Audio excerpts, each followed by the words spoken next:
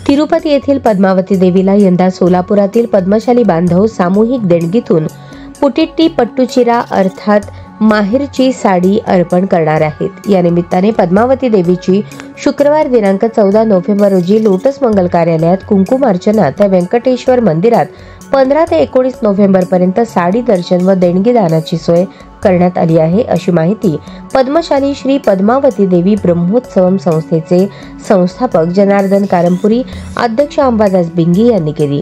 तिरुपती नजीकच्या तिरुचानूर येथील श्री पद्मावती देवी मंदिरात सालाबाद प्रमाणे नोव्हेंबर मध्ये ब्रह्मोत्सव होणार असून या उत्सवात शुक्रवार दिनांक 21 नोव्हेंबर रोजी सोलापुरातील पद्मशाली समाजाची अनेक जोडपी देवीला माहेरची साडी अर्पण करणार आहेत। याशिवाय कामगार सामान्य समाज बांधवांच्या सामूहिक देणगीतून एक स्वतंत्र साडी अर्पण करण्यात येणार आहे। त्या अनुषंगाने शुक्रवार दिनांक 14 नोव्हेंबर रोजी संध्याकाळी 4 वाजता अशोक चौक वालचंद कॉलेज समोरील लोटस मंगल कार्यालय येथे पद्मावती देवीची कुंकुमार्चना करण्यात येणार आहे।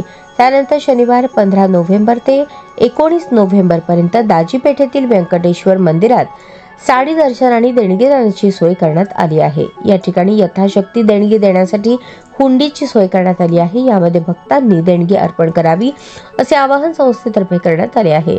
दरम्यान सोलापुरातील पद्मशाली बांधव पद्मावती देवीला माहेरची साडी अर्पण करण्यासाठी 19 नोव्हेंबरला तिरुपतीला रवाना होणार आहेत।